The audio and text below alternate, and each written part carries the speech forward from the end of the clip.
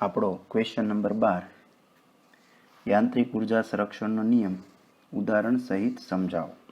બરાબર, આપણે યાંત્રિક ઉર્જા સંરક્ષણનો નિયમ જોયો. હવે આપણે ઉદાહરણ સહિત સમજાવો. બરાબર, તો જો એક આવી કલ્પના કરો, બહુ સિમ્પલ છે. સમીકરણ થોડા લખવાના છે. જો તમે એમ વિચારો કે અહીંયા કેપિટલ એચ ઊંચાઈનો ટાવર છે અથવા કોઈ બિલ્ડિંગ છે. આ કેપિટલ એચ ઊંચાઈનો અહીંયાથી અહીંયા સુધી, બરાબર, આ કોઈ બિલ્ડિંગ છે અને બિલ્ડિંગ પરથી, અગાશી પરથી આ પથ્થર, બરાબર, એને મુક્ત પતન કરવામાં આવે છે. કોઈ પદાર્થ છે એને મુક્ત પતન કરવામાં આવે છે અને મુક્ત પતન કરે છે તો એ અલગ અલગ, એની મેં 3 સ્થિતિ લખી છે કે ભાઈ અહીંયા ટોચ પરથી એ પરથી પડે છે, બરાબર, પછી વચ્ચે ક્યાંય સ્થાન બી દર્શાવ્યું છે અને જ્યારે જમીન પર પડે ત્યારે સી સ્થાન દર્શાવ્યું છે. તો 3 અલગ અલગ સ્થાનની વાત કરી છે, બરાબર, અને ત્રણેય માટે કેટલીક ધારણા કરી છે. આકૃતિ સમજી લો એટલે સમીકરણ તમે લખી શકશો. તો જો ત્રણેય પોઈન્ટ ઉપર મેં વેગ વ્યાખ્યાયિત કર્યા છે. ચાલો, એ સ્થાન ઉપર હોય ત્યારે એનો વેગ કેટલો છે? 0. મેં કીધું અહીંયાથી એ મુક્ત પતન કરે છે એટલે સીધો હાથમાંથી મૂકવાનો છે, ફેંકવાનો નથી જોરથી. તો મુક્ત પતન કરીએ એટલે હાથમાં શરૂઆતમાં સ્થિર હશે એટલે એ પાસે વેગ કેટલો? 0. બી પાસે વેગ આપણે લખ્યો VH, બરાબર.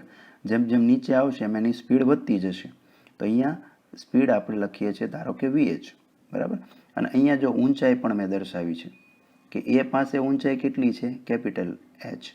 તો બી પાસે ઊંચાઈની જમીનથી કેટલી કહી દો? સ્મોલ h, બરાબર, આ પોઈન્ટની. તો વેગ આપણે લખ્યો V સ્મોલ h, ઊંચાઈથી સંજ્ઞાથી દર્શાવ્યો છે કે અહીંયા ઊંચાઈ સ્મોલ h છે તો V સ્મોલ h લખ્યો. હવે જ્યારે જમીન ઉપર પડે સી પોઈન્ટ ઉપર ત્યારે એનો વેગ, અંતિમ વેગ V બરાબર શું લખ્યો? VF ફાઇનલ, બરાબર. તો અહીંયા V બરાબર VF લખી દો. અને અહીંયા ઊંચાઈ લખવી હોય તો H બરાબર શું થશે? 0. જમીન પર પડે એટલે હવે એની ઊંચાઈ કેટલી થઈ ગઈ? 0 થઈ ગઈ, બરાબર.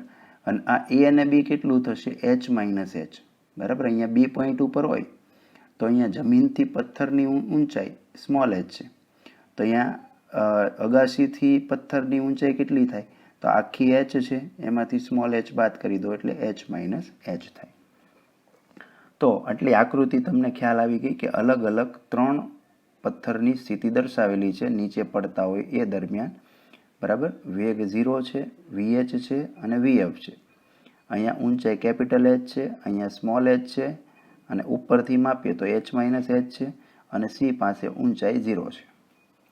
હવે અહીંયા ત્રણેય પોઈન્ટ ઉપર આપણે યાંત્રિક ઉર્જા વિચારીએ, બરાબર. તો જો યાંત્રિક ઉર્જાનું સૂત્ર છે, કઈ રીતે વિચારશું? તો K પ્લસ V, ગતિ ઉર્જા વત્તા સ્થિતિ ઉર્જા, અથવા વધારે સ્પષ્ટ લખવું હોય તો K છે ½ mv² અને V છે mgh, બરાબર. આ સમીકરણથી વિચારવું પડશે. તો દરેક પોઈન્ટ ઉપર, બરાબર, મારે વેગ વિચારવાનો થશે કિંમત મૂકી અને ઊંચાઈ વિચારવાની થશે, બાકી તો કંઈ બદલાવાનું નથી. તો વિચારીએ, ચાલો આ પોઈન્ટ ઉપર, એ પોઈન્ટ ઉપર જેની સામે એનું જ સમીકરણ લખેલું છે, બરાબર. તો જો એ પોઈન્ટ ઉપર યાંત્રિક ઉર્જા E કેપિટલ H વડે દર્શાવું, બરાબર. ઊંચાઈ કેપિટલ H હતી એટલે યાંત્રિક ઉર્જા E કેપિટલ H વડે દર્શાવું તો કેટલી થશે? બરાબર. તો જો અહીંયા વેગ તો 0 છે, એ પાસે પદાર્થનો વેગ 0 છે એટલે ½ mv² વાળું પદ 0 થશે. તો બચશે શું? mgh. પણ ઊંચાઈ કેટલી છે એ પાસે? કેપિટલ H, બરાબર. એટલે આમાં કિંમત મૂકીએ, V0 મૂકી દઈએ, બરાબર. અને અહીંયા આપણે લખી દઈએ V0 મૂકી દઉં છું અને H બરાબર કેપિટલ H વિચારી લો એ પોઈન્ટ પાસે. તો EH શું મળી ગઈ? mg capital H. એટલે એ પાસે યાંત્રિક ઉર્જા ક્લિયર થઈ ગઈ. એ જ રીતે બી પાસે યાંત્રિક ઉર્જા વિચારીએ તો શું ધારી? E સ્મોલ h, બરાબર. ઊંચાઈ કેટલી છે? સ્મોલ h, એટલે યાંત્રિક ઉર્જા કીધી E સ્મોલ h, બરાબર. હવે સ્થિતિ ઉર્જા અને ગતિ ઉર્જા કેટલી થશે? તો સ્થિતિ ઉર્જા થશે mgh, કેમ કે ઊંચાઈ એની કેટલી છે? સ્મોલ h જ છે. એટલે આ સૂત્ર પ્રમાણે કેટલી થઈ? mgh પ્લસ આ સૂત્ર પ્રમાણે ગતિ ઉર્જા કેટલી થાય? તો ½ mvh², બરાબર. કેમ VH²? કે ભાઈ બી પોઈન્ટ ઉપર વિચારીએ છીએ તો વેગ કેટલો છે? V નહીં પણ કેટલો છે? VH છે. તો આમાં મૂકીએ ½ mvh² અને mgh. તો આ EH મળી ગયું, સ્મોલ h. હવે સી પોઈન્ટ ઉપર, તો સી પોઈન્ટ ઉપર એની ઊંચાઈ 0 છે, બરાબર છે. એટલે E0 વડે દર્શાવી યાંત્રિક ઉર્જા અને કેટલી થશે? તો જો ઊંચાઈ 0 છે, h 0 છે, એટલે આ mgh પદ 0 થઈ ગયું, બરાબર. એટલે સ્થિતિ ઉર્જા 0 થઈ ગઈ અને ગતિ ઉર્જા કેટલી થશે? હાફ એમ vf સ્ક્વેર, બરાબર. અહીંયા v વેગ કેટલો છે? vf છે, એટલે હાફ એમ vf સ્ક્વેર. એટલે ત્રણેય પોઈન્ટ ઉપર મેં યાંત્રિક ઉર્જા વિચારી, બરાબર. મેં ગતિ ઉર્જા દરેક વખતે હું ગતિ ઉર્જા વત્તા સ્થિતિ ઉર્જા આ સૂત્રથી વિચારું છું અને દરેક વખતે v અને h ની કિંમતો વિચારું છું, તો મને આ 3 સ્ટેપ મળે, બરાબર. હવે યાંત્રિક ઉર્જા તો અચળ છે, EH હોય કે E સ્મોલ h હોય કે E0 હોય, મેં કીધું સંરક્ષણના નિયમ પ્રમાણે એ તો અચળ છે, તો કોઈ પણ બે યાંત્રિક ઉર્જા સરખાવી શકાય. તો ચાલો પહેલાં E કેપિટલ H બરાબર E0 લખું. આ E કેપિટલ H અને E0 આ બે સરખાવીએ તો શું મળશે? તો E કેપિટલ H એટલે mgh અને E0 એટલે શું થાય? હાફ એમ vf સ્ક્વેર, બરાબર. તો આ સરખાવીએ તો સમીકરણ શું મળે? આ એમ કેન્સલ થાય, તો vf સ્ક્વેર બરાબર શું મળશે? vf સ્ક્વેર લખવું હોય તો કેટલું મળશે? 2g capital H. અને તો vf બરાબર શું મળે? વર્ગમૂળમાં 2gh. તો જો આ બે એનર્જી સરખાવીએ તો vf બરાબર શું થયું? √2g કેપિટલ H થાય. એ જ રીતે E કેપિટલ H અને E સ્મોલ h એ સરખાવી શકાય, અચળ છે, સરખી જ છે બધી યાંત્રિક ઉર્જા. તો E કેપિટલ H અને E સ્મોલ h સરખાવીએ તો જો શું મળે? તો E કેપિટલ H શું છે? mg કેપિટલ H અને E સ્મોલ h શું છે? mgh plus half m vh square, બરાબર. અહીંયા જો લખેલું છે એનું સાદરું, બરાબર. તમારે સીધું આ જ લખવાનું છે, પણ આ કઈ રીતે આવ્યું એ કહું છું. તો હાફ એમ vh સ્ક્વેરને કરતા બનાવો તો શું થાય? આ mgh આ બાજુ જાય, બરાબર. અને પછી mgh માઇનસ થશે અને mg કોમન નીકળશે, તો mg કાઉન્સમાં શું થયું? Capital H minus small h થઈ ગયું. અને હવે તમે આ m ઉડાડી નાખો તો vh સ્ક્વેરને કરતા બનાવો તો vh સ્ક્વેર શું થયું? 2g, આ 2 અહીંયા ગુણાકારમાં જશે, 2gh માઇનસ h.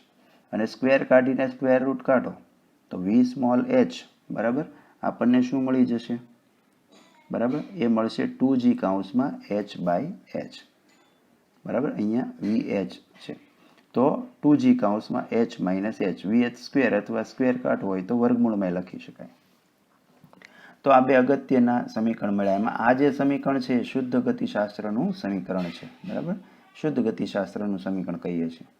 એટલે જો સારાંશ શું કે ભાઈ કેપિટલ H ઊંચાઈએ ફક્ત એનામાં કઈ એનર્જી હશે? સ્થિતિ ઉર્જા જશે. જો અહીંયા કેપિટલ H ઊંચાઈ એટલે એ પાસે ફક્ત એનામાં કઈ ઉર્જા છે? સ્થિતિ ઉર્જા છે. ગતિ ઉર્જા તો 0 છે, કેમ કે અહીંયા વેગ તમે 0 કીધો તો, બરાબર. સ્મોલ h ઊંચાઈએ શું હશે? અમુક અંશે ગતિ ઉર્જામાં રૂપાંતરિત થશે. તો અહીંયા જો B પાસે ત્યાં સ્થિતિ ઉર્જા છે, ગતિ ઉર્જા છે, એનો અર્થ આ સ્થિતિ ઉર્જા છે એનું થોડુંક શેમાં રૂપાંતરણ થયું? ગતિ ઉર્જામાં રૂપાંતરણ થયું. અને જ્યારે જમીન પર પડશે ત્યાં એને પૂર્ણ રીતે ગતિ ઉર્જા મળશે, બરાબર. તો આ જ પથ્થર અહીંયા પડી જશે તો જો અહીંયા સ્થિતિ ઉર્જા 0 છે, અહીંયા ફક્ત કઈ ઉર્જા છે? ગતિ ઉર્જા છે, સ્થિતિ ઉર્જા નથી. એનો સ્થિતિ ઉર્જાનું સંપૂર્ણપણે શેમાં રૂપાંતર થઈ ગયું? ગતિ ઉર્જામાં રૂપાંતર થઈ ગયું. એટલે આખી ઘટના આ રીતે બને છે કે જ્યારે આ પદાર્થ નીચે આવતો હોય ત્યારે એનામાં અહીંયા ટોચ ઉપર ફક્ત સ્થિતિ ઉર્જા જશે, પછી નીચે પડે એમ સ્થિતિ ઉર્જા ઘટતી જશે અને ગતિ ઉર્જા વધતી જશે, અને અંતે જ્યારે જમીન પર પડે ત્યારે ફક્ત ગતિ ઉર્જા હશે, સ્થિતિ ઉર્જા 0 થઈ ગઈ હશે. અને આનાથી ઊંધું તમે પથ્થર ઉપર ઉછાળો છો તો હું જે બોલ્યું એનો આખો ઉલટો ક્રમ થાય. તો અહીંયા યાંત્રિક ઉર્જા સંરક્ષણનો નિયમ, બરાબર, વ્યવહારમાં સમજાવ્યો કહેવાય. સ્વાધ્યાયનો દાખલો 6.22. વજન ઓછું કરવા માગતી એક વ્યક્તિ 10 કિલોગ્રામ દળને 1000 વાર દરેક વખતે 0.5 મીટર જેટલું ઉંચકે છે. ધારો કે તેણે જેટલી વખત દળને નીચે લાવે તેટલી વખત સ્થિતિ ઉર્જાનો વ્યય થાય છે. તો પહેલું કીધું કે તેણીએ ગુરુત્વાકર્ષણ બળ વિરુદ્ધ કેટલું કાર્ય કરે છે. અને બી, ખોરાકમાંથી કિલોગ્રામ દીઠ 3.8 ગુણ્યા 10⁷ જૂલ ઉર્જા મળે છે, જેનું યાંત્રિક ઉર્જામાં રૂપાંતરણ 20%ના કાર્યક્ષમતાના દરે થાય છે. તો ડાયટિંગ કરનારે કેટલું ફેટ વાપર્યું હશે? બે પ્રશ્ન પૂછ્યા છે, એક સરળ દાખલો જોઈ લઈએ. તો આપણે પહેલાં કિંમતો વિચારીએ. જો કે કોઈ વ્યક્તિ માની લો જીમમાં કસરત કરે છે અને 10 કિલોનું ડમ્બેલ્સ છે એ આવી રીતે ઉચકે છે, બરાબર, કેટલી વાર? 1000 વાર. અને દરેક વખતે કેટલું ઉચકે છે? 0.5 મીટર જેટલું ઉચકે છે. બરાબર. તો પહેલું તમને પૂછ્યું કે ગુરુત્વાકર્ષણ બળ વિરુદ્ધ કાર્ય કેટલું થશે. બરાબર, અને કેટલું કાર્ય કર્યું હશે. તો જો પહેલી વાત સ્પષ્ટ કરીએ તો અહીંયા જો દળ પદાર્થનું ડમ્બેલ્સનું કેટલું છે? 10 કિલોગ્રામ. કેટલી ઊંચાઈ સુધી ઉચકે છે? તો h એ કહી દો 0.5 મીટર. કેટલી વાર ઉચકે છે? તો n આપણે લખી દઈએ 1000. બરાબર, કેટલી વાર એ કસરત કરે છે? તો 1000 વાર ઉચકે છે n. અને ગુરુત્વ પ્રયોગ જીની જરૂર પડશે તો એ તો આપણે 9.8 મીટર પર સેકન્ડ સ્ક્વેર લેશું. બરાબર. તો કેટલું કાર્ય થશે? તો ગુરુત્વાકર્ષણ વિરુદ્ધ થયેલ કાર્યનું સૂત્ર W બરાબર શું લખી શકાય? n into mgh. બરાબર. પદાર્થ એકવાર h ઊંચાઈએ લઈ જાઓ, અહીંયા પેલું ડમ્બેલ છે અને આટલું ઊંચકું છું. બરાબર, તો h ઊંચાઈએ લઈ જાઓ તો કાર્ય કેટલું થાય? mgh જેટલું. બરાબર, આપણે કાર્ય અથવા સ્થિતિ ઉર્જા જોઈતી કે h ઊંચાઈની સ્થિતિ ઉર્જા શું હશે? mgh. કે ભાઈ મેં જે એનર્જી ખર્ચી ઉચકીને અહીંયા લઈ જવા માટે 100 જૂલ અહીંયા ખર્ચીને હું અહીંયા લઈ ગયો ડમ્બેલ ઉચકવા માટે, તો 100 જૂલ એનામાં કયા સ્વરૂપે સ્ટોર થઈ? સ્થિતિ ઉર્જા સ્વરૂપે સ્ટોર થઈ. બરાબર, એટલે જ એને હું મૂકી દઉં તો એની જાતે નીચે આ 100 જૂલ વાપરીને પડે છે. તો mgh થયું. પણ એ તો એક વાર ઉચકું તો ટોટલ કેટલી વાર ઉચકું? n વાર, 1000 વાર. તો કાર્ય કેટલું લખીએ કાંઈ? n into mgh. તો કિંમત મૂકીએ n 1000, m છે 10, g 9.8 અને h કેટલું? 0.5. તો આવશે 49,000 જૂલ. તો આ વ્યક્તિએ 49,000 જૂલ જેટલું કાર્ય કર્યું ગણાશે. હવે બીજો પ્રશ્ન કે ખોરાકમાંથી 1 કિલોગ્રામ દીઠ 3.8 10⁷ જૂલ ઉર્જા મળે છે. બરાબર, તમને એમ કીધું કે ભાઈ આપણે ખોરાક જે ખાઈએ છીએ 1 કિલો ખોરાક ખાઈએ તો આટલી જૂલ ઉર્જા મળે છે, જેનું યાંત્રિક ઉર્જામાં રૂપાંતરણ 20%ના કાર્યક્ષમતાના દરે થાય છે. એટલે શું કે ભાઈ ટોટલ માની લો આપણે 1 કિલો ખોરાક ખાધો તો આપણે ધારી લઈએ ખાલી કે આપણને 100 જૂલ ઉર્જા મળતી હોય તો એમાંથી 20%ની કાર્યક્ષમતા એટલે 100ના 20% કેટલા થયા? 20 થઈ ગયા. એટલે 20 જૂલ છે એ આપણે કામ કરવામાં યુઝ કરીએ છીએ. બરાબર, બાકીની 80 જૂલ છે વેસ્ટ જાય છે એમ સમજો. એટલે કાર્યક્ષમતા 20%, એનો અર્થ શું થાય કે 100એ 20 જૂલ આપણને વાપરવા મળે છે, 80 જૂલ વેસ્ટ જાય છે. તો આવું એક માપ આપેલું છે. તો ડાયટિંગ કરનારે કેટલું ફેટ વાપર્યું હશે? કેટલું ફેટ વાપર્યું એટલે શું કે કસરત કરે છે તો એની ચરબી ઓગળે છે. બરાબર, ચરબીના જે થર જામેલા છે ગોટા અને વડા ખાઈને એ બાળવાનો છે, તો કેટલું ફેટ વપરાશે? બરાબર, 1 કિલો ફેટમાંથી આટલી એનર્જી મળે છે, એ આટલું કાર્ય કરે છે કસરત કરીને, તો એમાં એની કેટલી ચરબી ઓગળેલી હશે? તો આવું પૂછ્યું છે. તો જો આપણે કઈ રીતે વિચારી શકીએ તો પહેલાં આપણને એમ કીધું કે ભાઈ 1 કિલો ફેટમાંથી કેટલી યાંત્રિક ઉર્જા પ્રાપ્ત થશે. બરાબર, આપણને કેટલી 1 કિલો ફેટ ખાઈએ, ઘી કે બટર ખાઈએ તો આપણને મળશે. તો જો આપણે લખ્યું કે 3.8 ગુણ્યા 10⁷ જૂલ 1 કિલોગ્રામમાંથી આપણને આટલી જૂલ મળવાની છે. પણ એના મેં શું લઈ લીધા? 20%. કેમ કે ભાઈ જે ટોટલ એનર્જી છે એમાંથી મને તો કેટલી વાપરવા મળવાની છે? 20%. બાકીની 80% વી જવાની છે. એટલે આ ઉર્જાના મેં કેટલા લઈ લીધા? 20%. તો જો પહેલાં કેટલા થાય? તો 3.8 ગુણ્યા 10⁷, 20%, ટકાવારીનું ચિહ્ન દૂર કરો તો 20/100 એટલે મીંડું જાય. તો તમે આ ગુણાકાર કરો. બરાબર, 3.8 ગુણ્યા 2 કરો અને 10⁷ ઘાત રહેશે. બરાબર, તો એને પછી મેં અહીંયા એક મીંડું અહીંયા છે, સોરી, એટલે એ પણ ધ્યાનમાં લેજો. તો એ આવશે 7.6 ગુણ્યા 10⁶ જૂલ. બરાબર, કે ભાઈ 1 કિલોગ્રામ ફેટમાંથી મને આટલી યુઝ કરવામાં આવશે. તો જો હવે હું આમાંથી ત્રિરાશિ માંડું કે ભાઈ 7.6 ગુણ્યા 10⁶ જૂલ ઉર્જા બરાબર ખર્ચવી હોય મારે, તો મારે કેટલું ફેટ જોઈએ? તો 1 કિલોગ્રામમાંથી મને મળવાની છે. તો 1 કિલોગ્રામ ફેટ મારા શરીરમાં બળશે તો હું આટલી એનર્જી યુઝ કરીશ. તો મેં કસરત કરીને કેટલી યુઝ કરી? તો મેં 49,000 જૂલ એનર્જી કસરત કરેલી છે. તો 49,000 જૂલ એનર્જી ખર્ચું તો એનો અર્થ મારું કેટલા કિલોગ્રામ ફેટ બળે? ખ્યાલ આવે છે તમને કે ભાઈ આટલા જૂલ 7.6 10⁶ જૂલ, તો એના એટલું કાર્ય કરું તો 1 કિલોગ્રામ ફેટ બળે. મેં અહીંયા ગણ્યું છે. અને 49,000 જૂલ માટે મેં તો 49,000 જૂલ કાર્ય કર્યું તો કેટલું ફેટ જોઈએ? તો ત્રિરાશિ મૂકી દો તો હવે આપણું આવી રીતે બને કે ભાઈ 49,000 અંશમાં જાય ભાગ્યા 7.6 ગુણ્યા 10⁶ અને ગુણ્યા 1, તો આટલા કેજી. તો આનું સાદરૂપ ભાગાકાર કરશો તો એ આવશે 6447.3 ઇન્ટુ 10⁻⁻6 kg. બરાબર.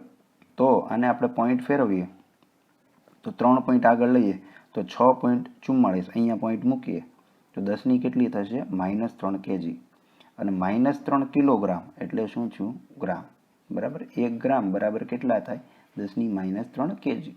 તો 10ની -3 kgની જગ્યાએ શું લખી દીધા ગ્રામ લખી દીધા. એટલે ટૂંકમાં 6.44 ગ્રામ બરાબર ચરબી બળેલી હોય. એટલે જાજી બહુ નથી બળી, ખાલી દરિયામાંથી 1 લોટો પાણી ઓછું થયું છે. સ્વાધ્યાયનો 6.18 એક લોલકના ગોળાને સમશીતી સ્થિતિ પરથી છોડવામાં આવે છે. જો લોલકની લંબાઈ 1.5 મીટર હોય તો ગોળો જ્યારે ન્યૂનતમ બિંદુએ આવે ત્યારે તેની ઝડપ કેટલી હશે? બરાબર.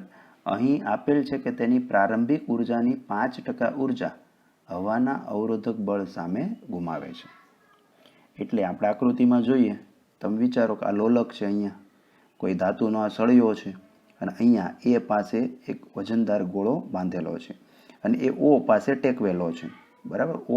ઓ બિંદુ પાસે આ લોલક ફ્રીલી ફરી શકે એવી રચના છે. બરાબર. તો જો આ લોલકની લંબાઈ કેટલી છે તો તમને કીધું 1.5 મીટર, એટલે મેં h કીધી 1.5 મીટર, અને એ અત્યારે એ બિંદુએ છે. બરાબર. હવે આ ગોળાને અહીંયાથી છૂટો મૂકી દીધો તો શું થાય, એ ફૂલ સ્પીડથી અહીંયા આવશે.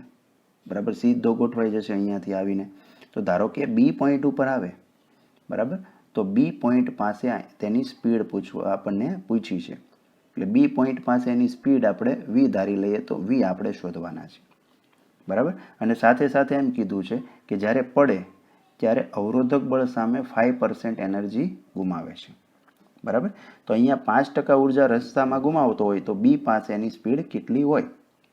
તો જો બહુ સરળતાથી ગણી શકાય. અહીંયા ઉર્જા સંરક્ષણનો નિયમ લખવો પડે.